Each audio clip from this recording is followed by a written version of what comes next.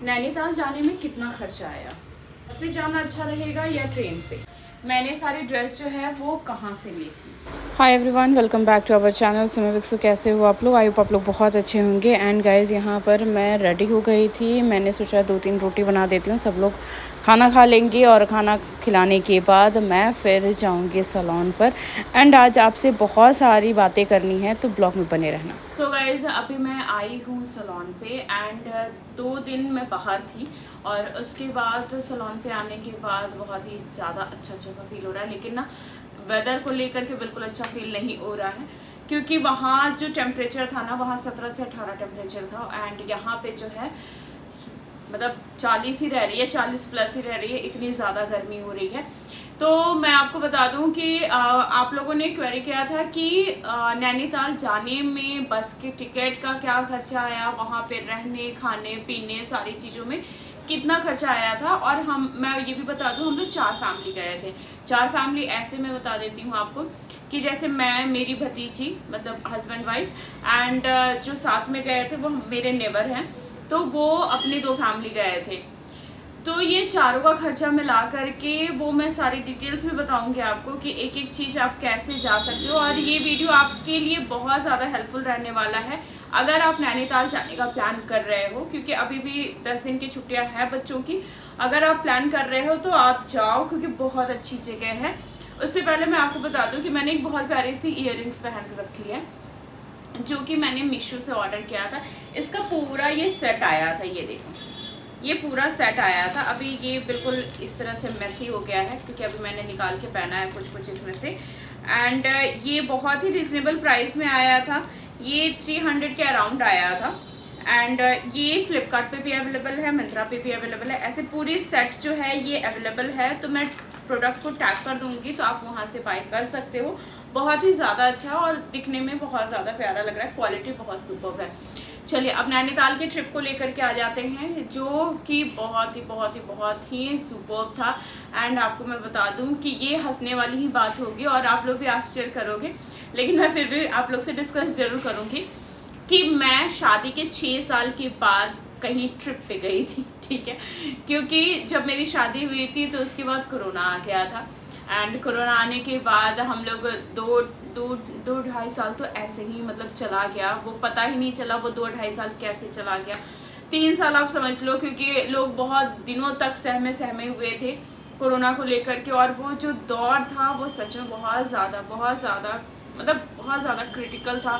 कई लोगों ने अपने को खोया और ऐसी सिचुएशन थी कि खैर उस 2-3 साल को ना लोग कोई नहीं याद करना चाहता, सही बताऊं तो। जिनके परिवार साथ में हैं वो बहुत अच्छे हैं, जिन्होंने खोया है वो अपना दुख पता नहीं कैसे उनको भगवान बस शक्ति दे कि वो सारी चीज़ें बस अपनी लाइफ अच्छे से जिए। खैर आगे बढ़ते हैं। नैनीताल की ट्रिप को लेकर के मैं बात कर रही थी, तो सच में मतलब बहुत अच्छी जगह है। वैसे हम लोग ना ट्रिप का प्लान बहुत दिनों से कर रहे थे, लेकिन हमारा कुछ भी ना टिकट हुआ था, कुछ भी नहीं हुआ था इंस्टेंटली। ये मतलब मैं आपको बता दूं तो 1 रात पहले की बात है जब ये टिकट वगैरह बुक हुई है, बस की टिकट हुई है, ट्रेन की टिकट हुई है, जो भी हुआ है वो सडनली मतलब अभी प्लान किया और टिकट हुई है, ऐसा हुआ था।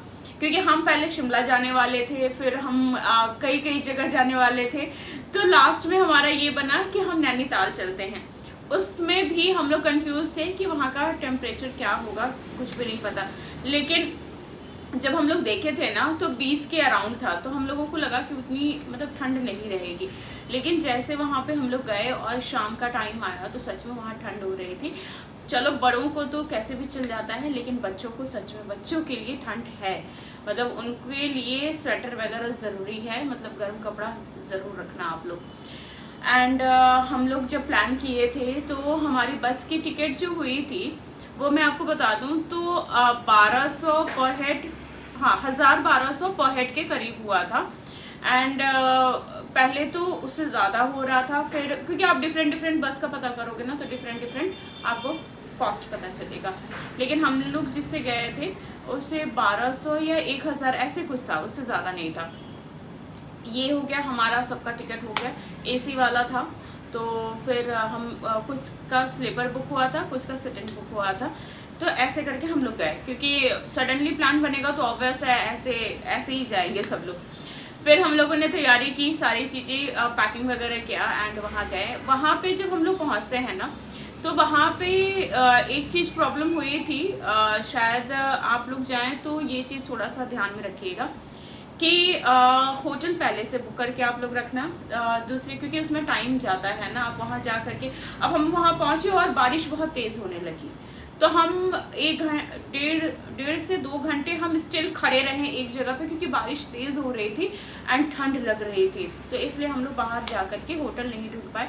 और जब हम लोग ऑनलाइन बुक कर रहे थे तो हमें ये नहीं समझ आ रहा था कि ऐसा ना हो कि बहुत ज़्यादा जा करके ऊपर होगा, तो फिर बच्चों को लेके जाना आना बहुत ज़्यादा दिक्कत हो जाएगी।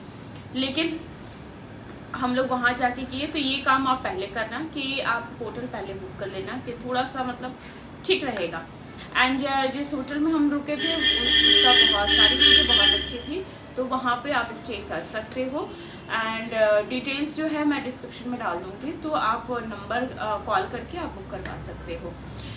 एंड अब बस की बात कर लूँ तो बस का ये है कि बस जो है वो पूरी आपको नैनीताल तक ड्रॉप नहीं करती है। वो बीच में एक जगह है, मैं वो जगह हल्द्वानी से पहले है मैं वो जगह नाम याद नहीं आ रहा है, लेकिन अगर बीच में ही कहीं वो रोकती है, वहाँ से फिर आपको कैब करनी पड़ती है, उसके बाद आप नैनीताल के तरफ जाते हैं। क्योंकि बस वाले ये बता रहे थे कि उसके आगे वो नहीं जा पाते हैं, वहाँ से ही मतलब उनको वहीं पे रुकना होता है, और उसके आगे जो है आप कैब करके जा सकते हो। एंड थोड़ा सा चढ़ाऊ भी है, और मतलब है ना, रास्ता थोड़ा सा ऊपर नीचे वाला है, तो शायद बस इसलिए अलाउ नहीं होगी। तो ये थोड़ा सा माइंड सेट करके आप लोग चलना। वहाँ से जब हम लोग कैब लिए थे तो उसका हम लोग को अराउंड 3000 पड़ गया था।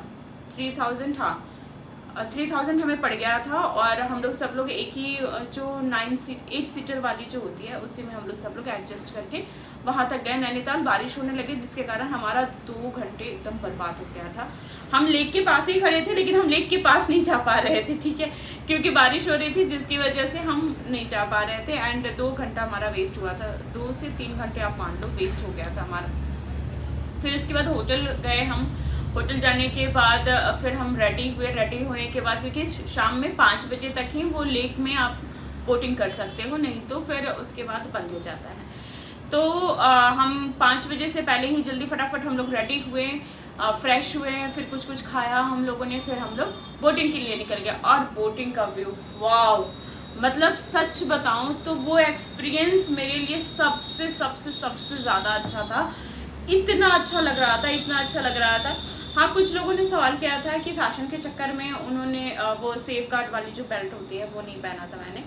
तो अब मैंने पहना था, लेकिन बीच में मैंने थोड़ा सा, जब मैं वीडियो बना रही थी ना तब मैंने खोला था, उसके बाद फिर मैंने लॉक कर लिया था उसको। ऐसा नहीं है कि मैं पूरे मतलब पूरे उसमें पूरी बोटिंग में मैं वो जैकेट नहीं पहनी थी। सेफ गार्ड जैकेट जो होता है उसकी प्रॉपर मैं बेल्ट लगा करके पहनी हुई थी, क्योंकि अभी हाल फिलहाल में कुछ ऐसा इंसिडेंट हुआ था जिसको लेकर के सब लोग सतर्क हो चुके हैं, मैं भी सतर्क हुई हूँ। तो बस वीडियो बनाने के लिए मैंने जो सेफ गार्ड जैकेट होता है उसकी बेल्ट थोड़ी देर के लिए मैंने खोली थी। वहाँ हो गया। ये कॉस्टिंग मैंने आपको बताया जो जाने का है। वहाँ खाने पीने का आप अपने अकॉर्डिंग कर सकते हो, जहाँ आपको जो पसंद आएगा। हाँ, आप ये कह सकते हो कि जब आप शॉपिंग वगैरह के लिए सोचोगे ना, तो शॉपिंग वगैरह थोड़ा सा कॉस्टली है, मतलब है। कैसे मैं आपको बता दूँ, जो चीज़ें यहाँ पे आपको 500-600 में मिल जाएगी, वहाँ पर आपको 1000-1200 में मिलेगी। मे बी हो सकता है टूरिस्ट प्लेस है, इसकी वजह से थोड़ा प्राइस जो है वो हाई है। दूसरे दिन हम लोग फिर हम लोग होटल गए रात में, फिर वहाँ स्टे किए एंड हम लोगों ने बहुत मस्ती किया था। और सबसे अच्छी बात मैं आपको बताती हूँ, जिस होटल में हम रुके हुए थे ना, उसका छत का व्यू ना इतना सुपर्ब था ना, इतना ज़्यादा सुंदर था।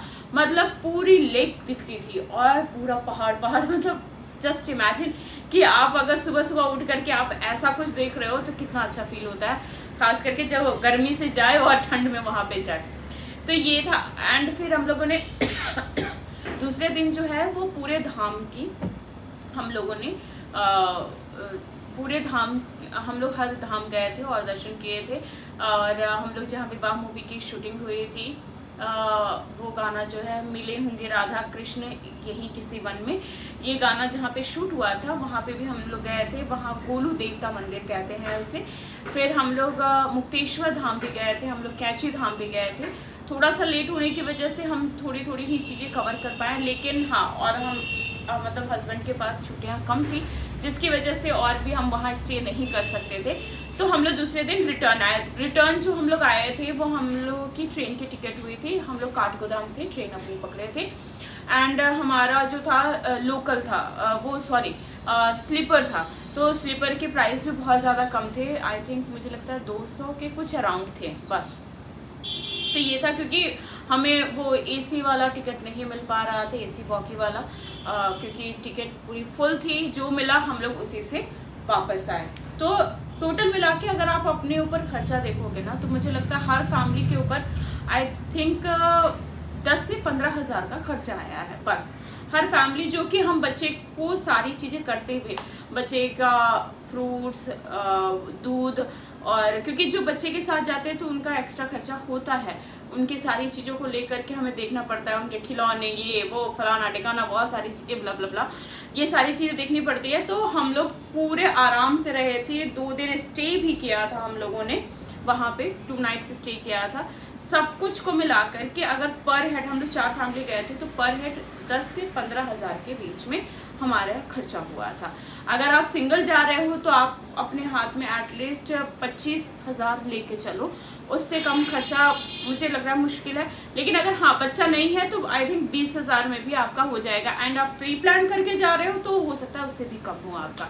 तो ये सब जो है खर्चा आया था। और सच में अगर कम खर्चे में अगर आप अच्छा टूर कर लो और मेमोरेबल टूर हो जाए आपका, तो इससे अच्छी बात और क्या हो सकती है। मैंने आपको सारी चीज़ें डिटेल से बता दिया। एंड हाँ, जो भी ड्रेस मैंने पहनी थी वो मैंने मिंत्रा की पहनी थी, और साड़ी जो है वो मिंत्रा पे भी अवेलेबल है, मीशो पे भी अवेलेबल है।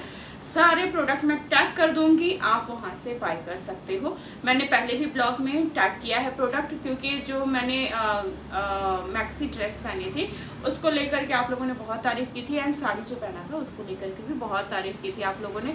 तो वो सारे जो हैं मिंत्रा के हैं, तो वहाँ से आप बाई कर सकते हो। अगर आप मेरे चैनल पर नए हो तो चैनल को लाइक, शेयर एंड सब्सक्राइब करना बिल्कुल मत भूलिएगा। फिलहाल के लिए बाय, मिलते हैं नेक्स्ट ब्लॉग में।